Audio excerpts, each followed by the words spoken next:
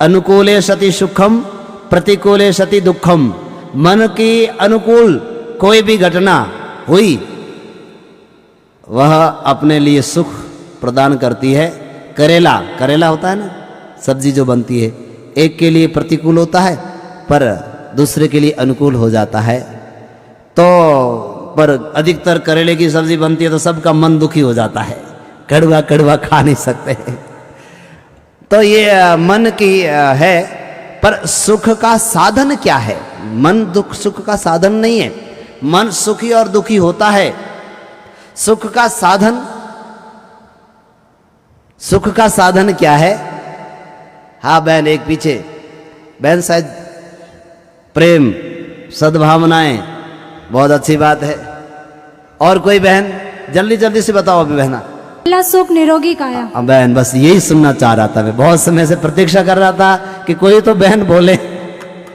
यही इसका असली उत्तर है। और आपने प्रयास किया, थोड़ा मंथन करना पड़ा, बहुत सारे विचार आप सबके बीच में आए और सबने सुने। देखो, ये प्रयास करने से हर कार्य सफल होता है। तो पहलो सुख निरोगी काया। अच्छा एक बात बताओ, ये जो निरोगी काया है कहीं बाजार में मिलती है? तो कहां से मिलेगी, कैसे प्राप्त होगी, इसका साधन क्या है? अब और आगे जाओ, आपको वहां तक पहुंचना है, क्योंकि आपको प्रैक्टिकल करना है। केवल भाषण, केवल प्रवचन वो नहीं सुनना है, जीवन अपने साथ में जीना है। तो आपको वहां जाना होगा।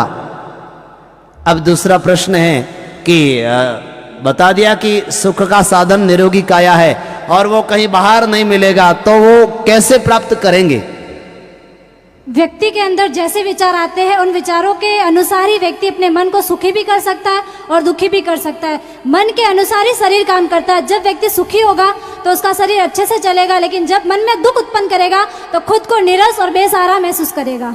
हाँ बहन, पर मन का निर्माण कैसे होगा? बिल्कुल बहुत अच्छी बात बताई बहन ने। मन का निर्माण का साधन, मन को व्यवस्थित करने का साधन, व्यवस्था। हाँ बहन बोलो, शायद आ जाएगी आवाज। घर में माया, ये तो बहन दूजो सुख है। पहलो सुख घर में योग और साधना। हाँ ये देखो धीरे धीरे जा रहे हैं, बहुत अच्छा। योग साधना करने से स्वास्थ्य की प्राप्ति होगी। बहन के लिए तालियां तो बजाओ। अब थोड़ा सा और आगे नहीं बढ़ना, पीछे की ओर बढ़ना, योग साधना से पहले। अब योग साधना कोई अगर 12 बजे उठ करके करे तो निरोगी काया होगी। तो और आगे बढ़ना है, उससे उसके पहले की क्रिया क्या है? कौन बहन? बहन जल्दी से।